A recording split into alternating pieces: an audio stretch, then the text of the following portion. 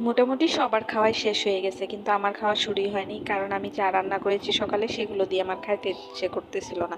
তাই আমি ভাতের সাথে কাঁচকলা ভর্তা করার জন্য কাঁচকলা সিদ্ধ দিয়েছিলাম, আর এটা এখনও সিদ্ধ হয়ে গেছে, কিন্তু আমার কাছে মনে হচ্ছে একদম পারফেক্টলি সিদ্ধ হয়নি। তারপরেও কিছু করার নেই, ভাত হয়ে গেছে, ভাত সবার খাওয়া শেষ।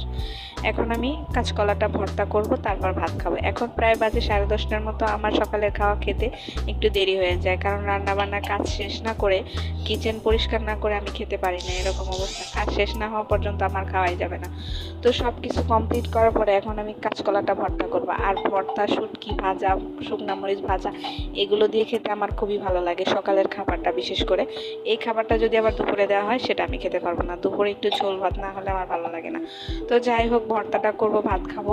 তো এইগুলো আপনাদের সাথে শেয়ার করতে চলে আসলাম। আসসালামু আলাইকুম সবাইকে, সবাইকে জুম্মা মোবারক। আজকে যেহেতু শুক্রবার, আজকে গরিবের হজের দিন, সবার মানে অনেক অনেক শুভেচ্ছা। তো যাই হোক, আমি শুকনা মরিচ ভেজে রেখেছিলাম, পেঁয়াজ ভেজে রেখেছিলাম, কাঁচা পেঁয়াজ আর মরিচ, এগুলো দিয়ে সুন্দর করে মরিচটা মাখিয়ে নিতে হবে। আর সুন্দর করে মাখাতে না পারলে কিন্তু ভর্তাটা ভালো হবে না।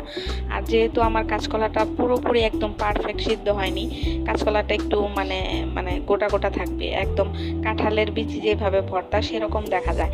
তো যাই হোক, আমার কাঁচকলাটা সিদ্ধ না হওয়াতে কোনো কারণ নেই, মানে ভাত হয়ে গেছে, ভাত সবাই খেয়েও ফেলছে, এখন তা সিদ্ধ হবে না, যেহেতু আমি ভাতের উপরে সিদ্ধ দিয়েছিলাম। তো কাঁচকলাটা ভর্তা প্রায় হয়ে গেছে, মোটামুটি একদম শেষ। তো যাই হোক, আমি এটা দিয়ে একদম খুব মানে মজা করে ভাতটা খাবো, কারণ আমি ভর্তা খেতে খুবই পছন্দ করি। তো যাই হোক, আমার ভর্তা যেহেতু হয়ে গেছে, এখন খাওয়ার পালা। তবে আমার পরিবেশনটা একটু আপনাদের সাথে শেয়ার করি। তো এখন আমি একটু ভর্তা নিলাম, তারপর সকালে পটলের ভাজা করেছিলাম, পটল ভাজা নেব, শুকনো মরিচ দুটো ভেজে রেখেছিলাম সেটাও নেব, একটু লবণ নেব আর একটু লেবু নেব। এগুলো দিয়ে আমার সকালের খাবারটা পারফেক্ট। তবে এই খাবার খেতে যাও যে আমাকে ঢং করতে হয়, সেটা না বললেই নয়, কারণ এটা করার তেমন একটা দরকার ছিল না। আর ভিডিও করলে একটু এগুলো করতেই হয়। যাই হোক, সবাই ভালো থাকবেন, সুস্থ থাকবেন, আমার জন্য দোয়া করবেন। আর শুক্রবারের জন্য সবাইকে শুভেচ্ছা। অবশ্যই সবাই ভালো থাকবেন। Thank you.